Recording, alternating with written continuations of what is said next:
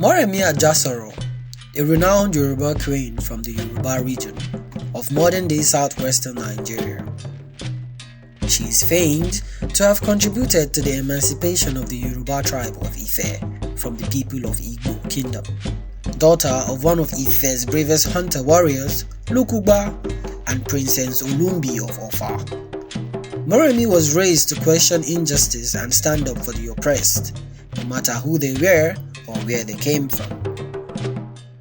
Moremi lived in the 12th century. Her beauty was famous throughout the town, and she remains referred as one of the most beautiful Yoruba women that had ever lived. During Moremi's reign as queen, they faced the prolonged issue of Igbo raiders dressed completely in raffia leaves, disrupting and looting markets in Ife and selling the peopledom into slavery. These Igbo have no relation with the contemporary Igbos of modern-day Nigeria. The attackers were thought to be demigods who could only be stopped by rituals due to their frequent raids on the people of Ife. This is because the invaders were seen as spirits around by the people of Ife, appearing as masquerades completely covered in raffia palm fronds. Consequently, sacrificial offerings were made by the Yoruba tribe to appease their ancestors to help them defeat the Igbo, but their efforts were futile. Moremi was a patriot and couldn't bear to see how unhappy her people and husband, the king, were, and so she devised a plan to resolve their pending issues. She paid a visit to the spirit of the river Isimiri, and due to her abundant riches, she hastily decided vow to make the greatest sacrifice possible if she could discover the strength of the forest people and save her kingdom. As advised by the goddess Ishimiri, the queen selflessly and willingly offered to be captured as slave by the raiders, which she accomplished successfully the following day by posing as a trader in the market for her to be captured. As planned, Moremi positioned herself to be captured and was taken by the enemy king. Owing to Moremi's beauty, she was not treated like a prisoner. Her beauty was able to attract the attention of the king as one of his wives.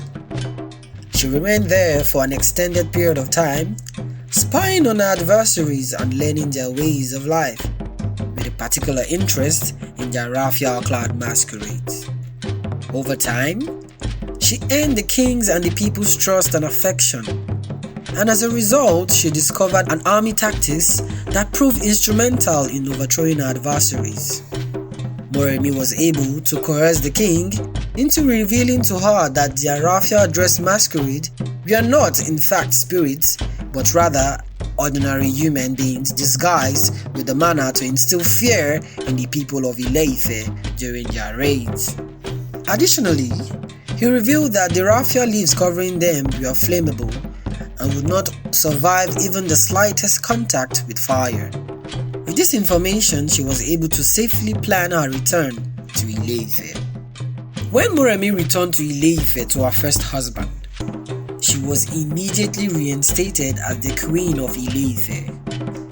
She disclosed the secrets and tactics she discovered to her Yoruba army. She told them that all they had to do to defeat their enemy was to pass through them with a flaming torch. The Yoruba people used the information given to them by Moremi and victoriously subdued the Igbo people in battle. Moremi then returned to the Isimiri river to make her offerings, at which point the goddess demanded she sacrifice her only son, Olurugbo.